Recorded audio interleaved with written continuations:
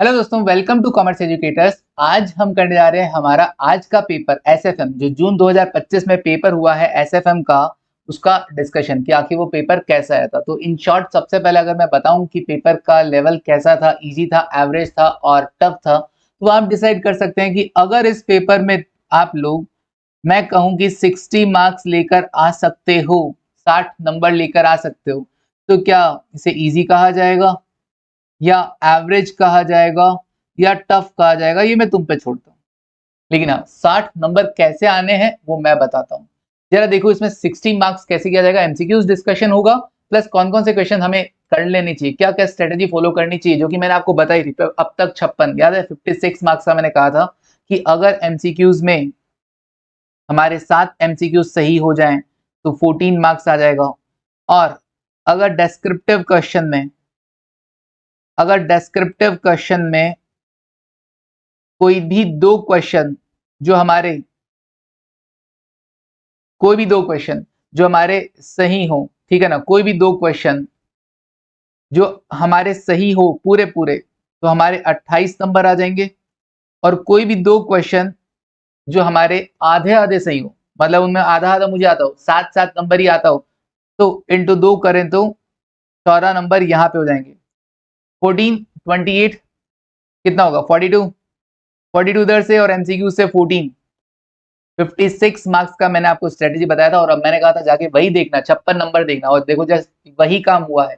56 के लिए आप देखना, सर 60 बोल रहे हो, आप 4 नंबर और दिलवाऊंगा, टेंशन नहीं। अब जरा देखो हमें करना क्या क्या था, फटाफट से एक बार रिकॉल, एक बार आपको ओवरव्यू दे देता हूँ, पूरा सॉल्व आप आराम से कर लेना। पहला क्वेश्चन था जो आप कर सकते थे, 7 एमसीक्यूज में से पहला एमसीक्यूज ये था जो आप कर सकते थे। इसमें क्या करना था, मॉडिफाइड एनपीवी का क्वेश्चन था। तो इसमें हमको जो भी कैश इनफ्लोज है, इसने कहा था 10-10 करोड़ आपका हर साल का कैश इनफ्लोज है, तो आपको क्या करना है, और आज का इनिशियल इन्वेस्टमेंट आपका 30 करोड़ का है, मॉडिफाइड एनपीवी निकालना था। तो इसमें आपको पहले तो 10-10 करोड़ का फ्यूचर वैल्यू निकालना था, फिफ्थ ईयर के एंड में पी फैक्टर्स गिवन था, उसी को लिया गया, ये बस एम लिख दिया है। ओके, तो जो फ्यूचर वैल्यू फैक्टर गिवन है तुमको, कौन सा वाला, this one, future value factor कौन सी रेट से, 12% से लेना था, 10 करोड़ से मल्टीप्लाई करना था, फ्यूचर वैल्यू आ जाएगा। फिर जो कॉस्ट ऑफ कैपिटल 10% है उसको लेते हुए पी फैक्टर लगा के प्रेजेंट वैल्यू निकाल देना था। ओके सर, तो present value of future cash flow आ जाएगा। Present value of future cash flows में से cash inflow, present value of inflow minus present value of outflow करेंगे तो हमारे पास क्या आ जाएगा, एनपीवी आ जाएगा, मॉडिफाइड एनपीवी, सिंपल। तो ये एक नंबर हमारे आ सकता था। फिर दूसरा नंबर बड़ा ही आसान था, दूसरा एमसीक्यूज ये वाला था जो 13% इसका आंसर है। इसमें क्या पूछा गया सर, बड़ा सिंपल सा क्वेश्चन है, P0 गिवन है, D1 गिवन है, ग्रोथ रेट गिवन है, एक्सपेक्टेड रिटर्न पूछा है, दैट इज के D1 upon P0 plus growth rate. 80 रुपए शेयर का प्राइस है, 4 रुपए डिविडेंड मिल जाएगा और ग्रोथ रेट 8% है, मतलब आपको 4/80 मतलब 5% तो डिविडेंड के थ्रू मिल जाएगा, 8% शेयर का प्राइस ग्रो कर जाएगा, 13% टोटल आपकी कमाई हो जाएगी। चलिए, तो ये भी इजी है। फिर उसके बाद जो तीसरा है, ये भी आपका एकदम करेक्ट होने वाला है, शार्प रेशियो पूछा गया। शार्प रेशियो के लिए जो रेलेवेंट डेटा है वही उठाना, लाइकली रिटर्न पोर्टफोलियो का माइनस आरएफ पोर्टफोलियो का डिवाइड बाय स्टैंडर्ड डिवीजन किसका, पोर्टफोलियो का, तो अपने आप आंसर आ जाएगा। बाकी डेटा को अपने को नहीं पिक करना था। 15 माइनस 4 डिवाइड बाय 25 किया, शार्प रेशियो 0.44 आया, तो मैं यहाँ लिख देता हूँ 0.44 वाला आंसर। 3 एमसीक्यू सही है, 7 चाहिए थे। फोर्थ वाला, बॉन्ड का वैल्यूएशन करना था। इससे जी क्वेश्चन और क्या ही होगा, सिंपली जो इंटरेस्ट आपको मिलेगा उसका क्यूमुलेटिव फैक्टर से प्रेजेंट वैल्यू निकाल देना, और मैच्योरिटी में जो पैसा मिलेगा उसका पी फैक्टर लगाकर प्रेजेंट वैल्यू निकाल देना। वैल्यू ऑफ बॉन्ड आ गया 960.87।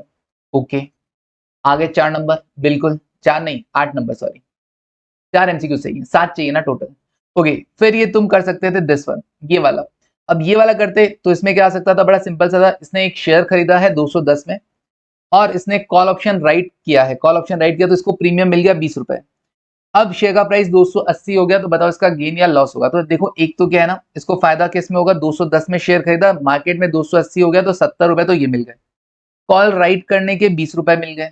हाँ, कॉल राइट करके बोला था कि तुम आना और 250 में शेयर खरीद लेना, मार्केट में 280 रुपए है, तो अब उसको बोला 250 में खरीद लेना, तो वो आएगा 30 रुपए अपने को नुकसान होगा, ऑब्लिगेशन अराइज होगा, तो 30 अपना नुकसान, नेट फायदा कितना 60। तो ये भी क्वेश्चन आप कर पाओगे सर, सारे कर पा रहे हैं, तो अरे यार स्टार्टिंग एमसीक्यू इजी आए थे। ठीक है, तो 5 क्वेश्चन, आप 7 चाहिए ना, 5 तो हो गए। मैंने माना ये नहीं कर पाओगे। आंसर बता देता हूं, इसका आंसर होगा राइजेस अबव अ फॉलिंग मूविंग एवरेज लाइन, कि भैया स्टॉक प्राइस में आप बाइंग सिग्नल कब आपको मिलता है। नहीं कर पाते, कोई बात नहीं। In contrast to a CAPM arbitrage pricing theory का, सीएपीएम के अगेंस्ट में आर्बिट्रेज प्राइसिंग थ्योरी रिक्वायर करता है क्या मार्केट बी इन इक्विलिब्रियम, तो का एपीटी डज नॉट रिक्वायर, तो ये ऑप्शन सही नहीं है। फिर बोला uses risk premium on the based on the micro variables, मैंने कहा नहीं जी, based on macro economic factor होता है, लिखवा रखा है तुमको नोट्स में है, तो ये भी ऑप्शन सही है। का specifies the number and identify specific factors, कोई स्पेसिफिक फैक्टर नहीं होते, एपीटी के क्वेश्चन किए हैं, सब अलग अलग फैक्टर्स होते हैं, जितने फैक्टर लेना चाहे उतना हो सकता है, तो not specifies the number and identify the specific factor, no. तो आंसर क्या रहा, डज नॉट रिक्वायर। तो थोड़ा बहुत अगर दिमाग लगाया जाए तो ये वाला एमसीक्यू सॉल्व किया जा सकता था। Does not require the restrictive assumption concerning the market portfolio, upon market factor, CAPM market factor consider करता है, ये फैक्टर कंसीडर नहीं करता है, एपीटी कंसीडर नहीं करता, तो ये अगर थोड़ा बहुत दिमाग लगाते तो ये वाला ऑप्शन सही किया जा सकता था। फिर क्या, मैं भी इसको भी नहीं कंसीडर कर रहा, हमारे 5 से हो चुके हैं, 2 बड़े सेफली बताऊंगा। Expected return of portfolio variance बता रखा है, ऑफ रिटर्न वेरिएंस 300% और इन्वेस्टर्स यूटिलिटी बता रखा है, रिस्क टॉलरेंस पूछा है। सर ये भी हमको नहीं आता क्योंकि हमने कभी एज सच नहीं देखा, बट मैं आपको आंसर बताता हूँ। देखो यूटिलिटी का फॉर्मूला होता है expected return minus risk penalty, तो एक्सपेक्टेड रिटर्न 17% दे रखा है, यूटिलिटी 12% दे रखा है, रिस्क पेनल्टी तुम्हारा आ जाएगा 5%। अब रिस्क पेनल्टी का भी एक फॉर्मूला है, क्या, variance divide by risk tolerance. Risk tolerance तुम्हें पता करना था, वेरिएंस तुम्हें गिवन था, पेनल्टी तुम पता कर चुके हो, तो रिस्क टॉलरेंस तुम्हारा आ जाएगा 60, तो इसका आंसर रहेगा 60। ओके, बट मैं ये भी नहीं कहूंगा कि तुम करके आए होंगे, कोई दिक्कत नहीं है, ठीक है जी। Spot exchange rate, spot rate दे रखा है, फॉरवर्ड रेट दे रखा है, normal rate of India 6 month T bill rate दे रखा है 6%, what would be the normal rate of US 6 month T bills. Okay, US का तुमको रेट बताना था, आरएफ बताना है, इंडिया को अगर आरडी मानते हैं तो वो आरएफ रहेगा, ये क्वेश्चन तुम कर पाओगे। ओके, ये क्वेश्चन तुम कर पाओगे, ठीक है। तो spot rate 1 rupee equal to इतना, 6 मंथ फॉरवर्ड रेट दे रखा है, इंडिया का टी बिल रेट दे रखा है, यूएस का पता करना था, कर देंगे सर। लेफ्ट हैंड करेंसी रुपी है, रुपी डोमेस्टिक कंट्री मैंने कंसिडर कर लिया, तो इंडेक्स कोड के हिसाब से यहाँ पे स्पॉट अपॉन फॉरवर्ड लगेगा। अच्छा, आईआरपीटी का क्वेश्चन था, हो जाएगा बिल्कुल। रेट अपन ने 6 की जगह 3 ले लिया क्योंकि 6 मंथ के हिसाब से निकालना था, तो 3% लिया, यहाँ पर ध्यान रखना। फिर 6 महीने के को वापस 12 महीने में हमने कन्वर्ट करके आंसर दिया है। चलिए, तो ये आपका हो जाना चाहिए था। कितने हो गए सर? 5 पहले हो गए थे, 6 हो गया। अब बस एक चाहिए, मतलब 6 एमसीक्यूज में से एक एमसीक्यूज अपने को सही करना है। Which of the following component of digital infrastructure is our messenger that process request and ensures seamless functioning of enterprise system? इसका आंसर होना है एपीआई। नहीं पढ़ के गए सर डिजिटल फाइनेंस नहीं आएगा, कोई दिक्कत नहीं, छोड़ दो, है ना, एपीआई। तो पढ़ के गए हो तो यस आएगा। फिर बोला शार्प रेशियो, ट्रेनर रेशियो। अच्छा, अब ये जो एमसीक्यूज है ना, इसके अंदर क्या मिलेगा आपने को देखो। शार्प रेशियो, ट्रेनर रेशियो आपको दे रखा है, कोरिलेशन कोएफिशिएंट आपको सिक्योरिटी ऑफ मार्केट का दे रखा है, स्टैंडर्ड डिवीजन पूछा गया है किसका, मार्केट का।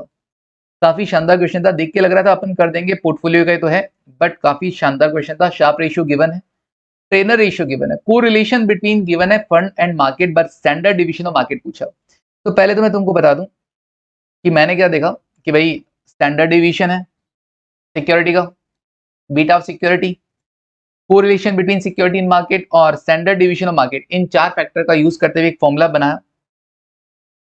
Beta of security equals to correlation between security in market into standard division of security divide by standard division of market. Okay, फिर मैंने को पता क्या करना था, मेरे को पता करना था स्टैंडर्ड डिवीजन ऑफ मार्केट पता करना था, तो मैंने इसको इधर रखा, बाकी सबको राइट साइड में लेके गया। स्टैंडर्ड डिवीजन ऑफ सिक्योरिटी और बीटा मेरे पास नहीं थे, कोरिलेशन केवल था और कुछ डेटा गिवन नहीं था, बट ये इसके लिए शार्प रेशियो गिवन था और इसके लिए ट्रेनर रेशियो गिवन था। मैंने क्या किया, वैल्यूज को शफल किया और स्टैंडर्ड डिवीजन और बीटा का वैल्यू पता किया कि likely return minus R F upon 0.35 और likely return minus R F upon 6.5। जब मेरे पास ये वैल्यू आ गया, मैंने कहा अब इसको इजी कैसे किया जाए, मैंने हल्का सा दिमाग लगाया, मैंने कहा देखो कोई वैल्यू है जैसे 10 डिवाइड बाय 2 करूं, डिवाइड में 10 डिवाइड बाय 4 करूं, ये आएगा 5, ये आएगा 2.5, आंसर आ जाएगा 2। तो ये 2 आंसर कैसे आ सकता था, ये 4 डिवाइड बाय 2 करके भी 2 आ सकता था। तो सिंपली क्या करना था, आपने बचपन में भी पढ़ा था, ये डिवाइड ऐसा मल्टीप्लाई में चला जाएगा, मल्टीप्लाई करेंगे तो न्यूमरेटर डिनोमिनेटर में, डिनोमिनेटर न्यूमरेटर में चला जाएगा। ओके, तो मैंने क्या किया, इसको यूं कर दिया, मल्टीप्लाइड बाय, जो डिवाइड में था वो मल्टीप्लाई में चला गया, जो मल्टीप्लाई में न्यूमरेटर में था वो डिवाइड में आ गया, क्योंकि हमने साइन बदल दिया, डिवाइड की जगह अब वो मल्टीप्लाई कर दिया। ओके, तो वैल्यूज बदल गई, स्टैंडर्ड डिवीजन ऑफ मार्केट आ गया।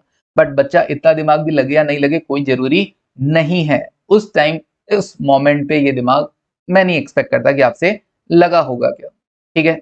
और सर ये भी नहीं, बिल्कुल नहीं। हाँ, इसका आंसर क्या है, 11.14%, राइट, बिल्कुल। फिर उसके बाद क्या होगा, which of the following statement are true concerning all the three forms of the efficient market hypothesis, EMH। इसका आंसर रहेगा बोथ 1 एंड 2।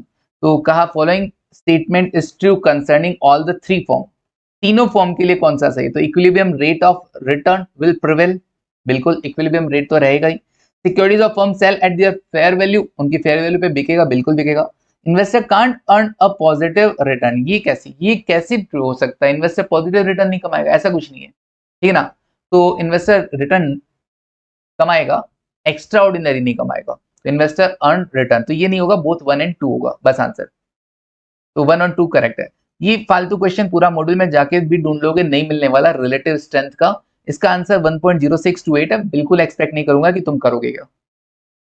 आंसर आता भी कैसे है ये भी कोई आइडिया नहीं है, ठीक है ना, क्यों, क्योंकि कैसे कर रखा है इन लोगों ने, कैसा बस पिछली बार आया था same as it is copy कर दिया, आंसर इसका सी है। नाउ आगे देखते हैं, ये वाला क्वेश्चन हम एक्सपेक्ट कर सकते हैं कि तुम कर सकते हो, which one of the following, अगर आपने ऑप्शन ग्रीक पढ़ रखे होंगे, अपने नोट्स में दे रखे हैं ऑप्शन ग्रीक्स, तो वहां पे जब बात आती है ऑप्शन ग्रीक्स की, तो एक वॉलेटिलिटी के बेस पर जो ऑप्शन ग्रीक की बात आती है वो होती है वेगा, तो आप इस क्वेश्चन को सही कर सकते थे, इसका आंसर है वेगा। फिर उसके बाद चलो ये नहीं, कोई बात नहीं, ये वाला तो लप्पा लगा के आते, तो क्योंकि तुमको नाम क्या पता है, सिस्टमेटिक अनसिस्टमेटिक ना। एक पोर्टफोलियो, पोर्टफोलियो में बोला कि 90% तो हमने जो निफ्टी स्टॉक है उसी को ले रखा है, मतलब इंडेक्स फंड का रेप्लिका हमने क्रिएट कर रखा है, 90% पैसा वहां लगा रखा है, 10% पैसा हमने रिस्क फ्री सिक्योरिटीज में लगा रखा है। का ऐसा पोर्टफोलियो मोर सेंसिटिव टू, किससे सेंसिटिव होगा भैया, मार्केट का रेप्लिका है तो सिस्टमेटिक रिस्क लगेगा ना, मेनली उस पर क्या लगेगा, सिस्टमेटिक रिस्क लगेगा, उस पर अनसिस्टमेटिक रिस्क नहीं लगेगा। ओके जी, तो सिस्टमेटिक रिस्क, ठीक है जी, डन। तो ये करके आ सकते, तो मतलब मैंने 8 बताया, तुम 7 तो सही हो जाएंगे, 7 MCQ में मानता हूं सही हो जाएंगे। अब तक हमारा 56 वाला मामला सही चल रहा है, आगे देखते हैं। फिर सेक्शन बी में कौन कौन से क्वेश्चन करने हैं मैं डायरेक्ट बताता हूं। अगर किसी को कैपिटल बस्टिंग में इंटरेस्ट है, वो लगता है कि मेरे को थोड़ा भी मैंने अच्छा होल्ड करके आया है, तो ये रिप्लेसमेंट का क्वेश्चन था, वो ये कर सकता है, वो ये क्वेश्चन कर सकता है। सिंपली इसमें क्या था, एक पुरानी मशीन थी जो 8 साल उसकी लाइफ थी, लेकिन 4 साल हो चुके हैं उसको, 480 जीरो सैलवेज वैल्यू, अब देख लेना उसका बुक वैल्यू कितना है, depreciation charge using SLM over the useful life, the management is considering to replace the machine with a new machine. Okay, अब नया मशीन का आपको दे रखा है कि 12 लाख की मशीन है, जिसका 80% तो आप अभी दे दोगे, 20% फर्स्ट ईयर के एंड में दोगे, तो वो जो आएगा ना इनिशियल इन्वेस्टमेंट, उसमें 12 लाख का केवल 80% आएगा, बाकी जो 20% है उसका पी फैक्टर लगा के प्रेजेंट वैल्यू निकाल के तुम बताओगे। फिर पुरानी मशीन बेचोगे, पुरानी मशीन बेचोगे 240 मिलेगा, लेकिन बेचने का खर्चा 40,000 हो जाएगा, तो नेट 2 लाख तुमको मिलेगा। ओके, बेचने में फायदा होगा नुकसान होगा इग्नोर मारना, क्योंकि अगले ने लिखा है ignore tax on the capital gain. फिर क्या होगा, स्टार्टिंग में तुमको क्या लगेगा, वर्किंग कैपिटल भी इंट्रोड्यूस और करना पड़ेगा at the beginning of the year, and 3 lakh at the beginning of the year 3, मतलब 2 बार, एक तो अभी 2.5 लाख लगाना पड़ेगा और 3 लाख बाद में लगाना पड़ेगा, कब, at the beginning of year 3, third year का बिगिनिंग मतलब सेकंड ईयर का एंड, बी फैक्टर बड़ा ध्यान से लगाएंगे, तो इसको भी आप इनिशियल आउटले का पार्ट मान सकते हैं, ठीक है, प्रेजेंट वैल्यू टर्म्स में होगी। फिर कहा डेप्रिसिएशन कैसा लगाना है, नई मशीन पर विल बी चार्ज WDV, अब WDV की वजह से क्या हो गया है, हर साल अपने को डेप्रिसिएशन देखना पड़ेगा, हर साल का अपने को टैक्स सेविंग का अमाउंट देखना पड़ेगा, tax saving is the inflow. Okay, tax saving अपना डेप्रिसिएशन पे जो टैक्स सेविंग हो रहा है वो अपने को देखना पड़ेगा कि पास्ट में अगर पुरानी वाली मशीन रखते हो तो टैक्स सेविंग कितना होता है, नया वाला मशीन रखेंगे तो टैक्स सेविंग कितना होगा, इंक्रीमेंटल टैक्स सेविंग तुम कैलकुलेट कर लोगे। Estimated useful life of new machine 4 year है, सेल्वेज वैल्यू 1 लाख है eight the end of the year 4, ठीक है जी, सेल्वेज वैल्यू को आपने को कंसीडर करना नहीं, 20% से लगातार डेप्रिसिएशन लगा देना। ओके, फिर उसके बाद 1 लाख मिलेगा, बस वो सेल्वेज वैल्यू में काम में ले लेना, टर्मिनल वैल्यू में, ठीक है ना, 3 पोर्शन में बांटते हैं ना, तो टर्मिनल में इंक्रीमेंटल सेल रेवेन्यू इतना आएगा, नया मशीन को लोगे तो उस पर कॉन्ट्रीब्यूशन मार्जिन दे रखा है, तो डायरेक्ट इंक्रीमेंटल कॉन्ट्रीब्यूशन तुम्हारे पास आ जाएगा, इंक्रीमेंटल कॉन्ट्रीब्यूशन में से इंक्रीमेंटल इनडायरेक्ट कॉस्ट हटा देना, डेप्रिसिएशन का एडजस्टमेंट कर देना, ये सब आप प्रेजेंट वैल्यू टर्म्स में आप देखेंगे, क्योंकि ये हर इन पे 4 साल का पी फैक्टर लगेगा, इस पे भी 4 साल का पी फैक्टर लगेगा।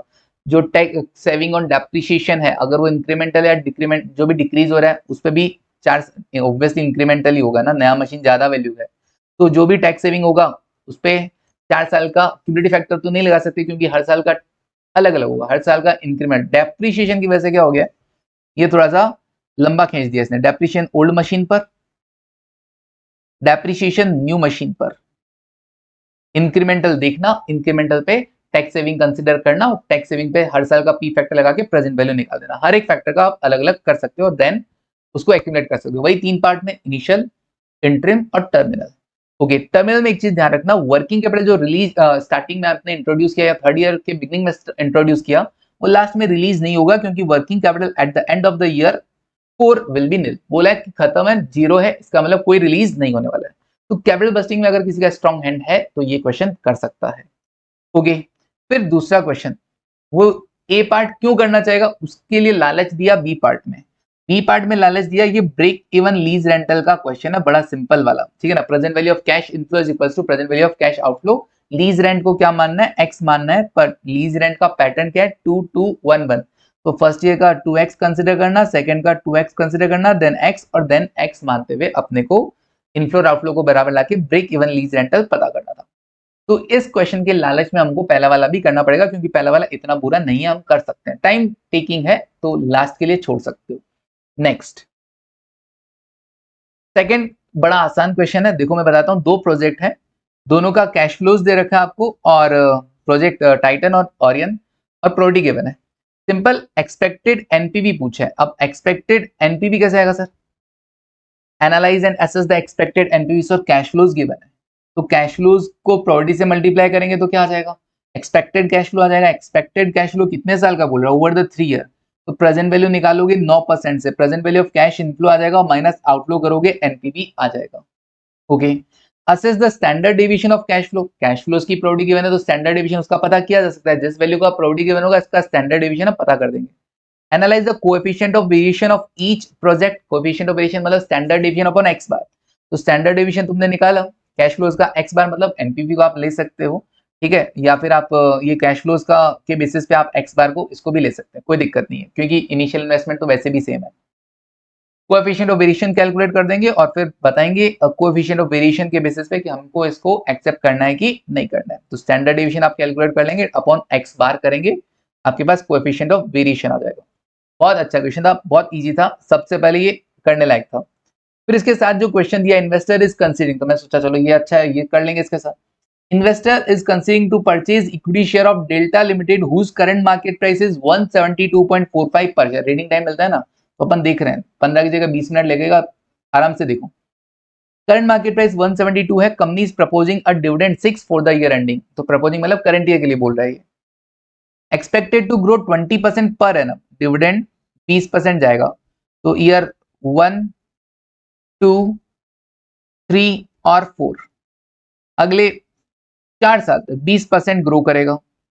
फिर फिफ्थ, ये 20% से ग्रो करेगा, 20% से डिविडेंड ग्रो करेगा, 20% से डिविडेंड ग्रो करेगा, 20% से डिविडेंड ग्रो करेगा। फिर 5, 6, 7, क्या बोला, growth over the next 3 year will decline linearly by 1%, मतलब 19 1% से कम होता जाएगा, 18 और 7, फिर उसके बाद स्टेबलाइज हो जाएगा। तो मुझे लगता है कि भैया पहला उसने पूछा स्टेबल ग्रोथ रेट, ये तुम्हारा बस क्या पता उस टाइम चले ना चले दिमाग, तो 17% तक आ गए, यहाँ तक तो ठीक है। उसने पूछा ग्रोथ रेट ही पूछ लिया after the end of the 7th year, भैया फिर तो ये ग्रोथ रेट अब ये स्टेबल हो जाएगा ना, अभी और डाउन नहीं होगा, 17%। उसके बाद बोला कि बताइए कि अभी शेयर खरीदना बेनिफिशियल है कि नहीं है, 172.45 अभी है, तो तुम तुम्हारे हिसाब से निकालो। इस बार तुमको क्या दे रखा है, D1 अपॉन के माइनस जी, अभी से बोल दिया कि ग्रोथ रेट तुम्हारा क्या है, स्टेबल ग्रोथ रेट है 15%। वो पहला क्वेश्चन अलग है, दूसरा अलग हो गया है। ओके, तो D1 कैसे आएगा सर, ये जो तुमने डिविडेंड प्रपोज कर रहे हो अभी करंट ईयर के लिए, उसमें नेक्स्ट ईयर ग्रोथ कितना हो जाएगा 20%, तो 1 plus growth rate divide by के कितना रिक्वायर्ड 20% है, ग्रोथ रेट कितना स्टेबल 15%, तो इससे करके तुम शेयर का प्राइस आ जाएगा 6 इंटू 1.20 डिवाइडेड बाय क्या करना 0.05, बस तो सा 6 रुपए बोले क्या, Advise whether it is to purchase the share at this price if the investor has a stable target growth rate of 15% per annum. Required इतना है तो 6 इंटू 1.20 या 7.2 डिवाइड बाय 0.05 144 है ना 144 मार्केट में रेट है 172 काय को खरीदना है फिर it is worth to purchase no नहीं खरीदना तो ये इसका थोड़ा पार्ट किया जा सकता था थोड़ा हो सकता है कंफ्यूजन रहता तो आप इस क्वेश्चन से स्टार्ट कर सकते थे छोटा है ये अच्छा फिर मैंने देखा ये वाला क्वेश्चन देखो ये वाला क्वेश्चन तुम पढ़ लेना नहीं हो पाएगा बॉन्ड का था बट इसमें पता नहीं क्या क्या दे दिया तुम्हारे अकॉर्डिंग है ना ये पॉसिबल नहीं था एम्बेडेड डेरिवेटिव्स वगैरह कॉल पुट वगैरह सब डाल दिए इसमें तो ऐसा पॉसिबल नहीं होगा तुमसे इस देखते इग्नोर मार दोगे तुम ठीक है लेकिन तुमको ये ललचाएगा पूर्व का बी पार्ट ये तुमको बड़ा बढ़िया से आता है एकदम रट्टा पड़ा है इसका आधा ठीक है ना अपन ने क्या कहा था 2 क्वेश्चन पूरे 2 क्वेश्चन आधे तो ये आधा बड़ा अच्छा नंबर ऑफ यूनिट्स कैसे आएगा amount invested divide by NAV करोगे नंबर ऑफ यूनिट्स आ जाएगा टोटल एनएवी निकाल देंगे एनएवी तो दे रखा है नंबर ऑफ यूनिट से मल्टीप्लाई कर देंगे यील्ड एचपीआर निकाल देंगे number of days annualize return दे रखा है एचपीआर को कंपेयर करते हुए नंबर ऑफ डेज निकाल देंगे कहीं कोई गलत नहीं होने वाला ये क्वेश्चन 7 नंबर का तो ये वो क्वेश्चन है जिसका हमको आधा आता है 7 नंबर में ओके फिफ्थ का ए पार्ट है ये ओमेगा और वर्टेक्स इंडस्ट्रियल है लीवर्ड और अनलीवर्ड बीटा का क्वेश्चन है अनलीवर्ड बीटा दे रखा है डेट इक्विटी का प्रपोज्ड दे रखा है कि अगर हम करें तो डेट इक्विटी मिक्स ये रखेंगे एक्चुअल रिटर्न दोनों का दे रखा है ट्रेजरी बिल्स की डिटेल दे रखी है इससे आप आरएफ कैलकुलेट कर लेंगे बहुत बार किया ऐसी चीजें मार्केट रिटर्न आरएम दे रखा है अब देखो क्वेश्चन क्या पूछा लीवर्ड बीटा पूछा तो याद है beta of ungeared equity equals to beta of geared equity into weight of equity weight of equity का मतलब क्या होगा equity upon equity plus debt simple tax rate इस क्वेश्चन में कहीं नहीं है तो बड़ा इजी है तो बीटा ऑफ गियर्ड इक्विटी पता करना है दोनों कंपनीज का पता कर देंगे ओके फिर बोला assess the expected return for each company using CAPM तो आरएफ है आरएम है बीटा आ ही जाएगा गियर्ड इक्विटी का तो क्या दिक्कत है हम एक्सपेक्टेड रिटर्न पता कर देंगे फिर बोला over performing under performing over valuation under valuation expected और एक्चुअल को कंपेयर करके देख लेना एक्चुअल रिटर्न्स गिवन है